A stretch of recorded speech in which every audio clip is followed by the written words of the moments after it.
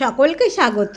আজকে তৈরি করব নিরামিষ একটা পটল আলুর তরকারি, যেটা খেতে খুবই ভালো হবে। তার সাথে আর একটা উপকরণ মেশাবো।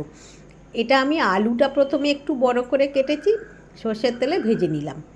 এবার পটলও দু আধখানা করে কেটেছি, আর এটাও সর্ষের তেলে খুব ভালো করে ভেজে নেব।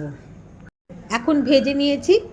এবার পটলগুলো একটু কিন্তু ভালো করে ভাজতে হবে, না হলে খেতে ভালো হবে না।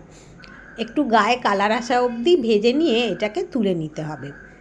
তো এখন আলু পটল সব আমার ভাজা হয়ে গেলেও এবার সর্ষের তেলের মধ্যে একটু জিরে ফোড়ন দিয়ে টমেটো আর নুন দিয়ে দিলাম। টমেটোটা একটু তাড়াতাড়ি গলে যাবে। আদা দিয়ে দিলাম।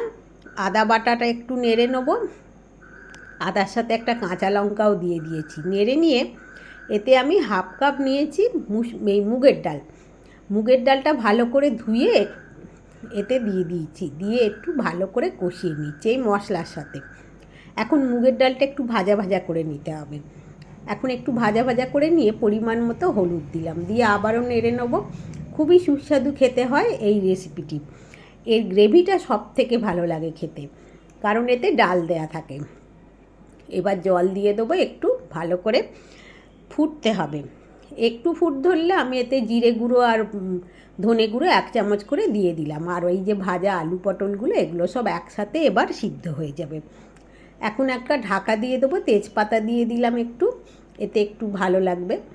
তো এখন এটা একটু নেড়ে দিয়ে ঢাকা দিয়ে দিয়েছি। এবার কিছুক্ষণ পরে একটু দিলাম এতে গুড়, হাফ চামচ দিয়েছি গুড়। আপনারা চিনি ব্যবহার করতে পারেন, আর ইচ্ছে না হলে নাও করতে পারেন। একটু ঘি দিয়ে দিলাম আর গরম মশলা, ব্যাস। এটা ভাত, রুটি, পরোটা সব কিছুর সাথেই খুব ভালো লাগবে। নিরামিষ দিনে এটা খুবই ভালো লাগে খেতে, আর সুস্বাদুও হয়। সকলকে অনেক অনেক ধন্যবাদ দেখার জন্যে।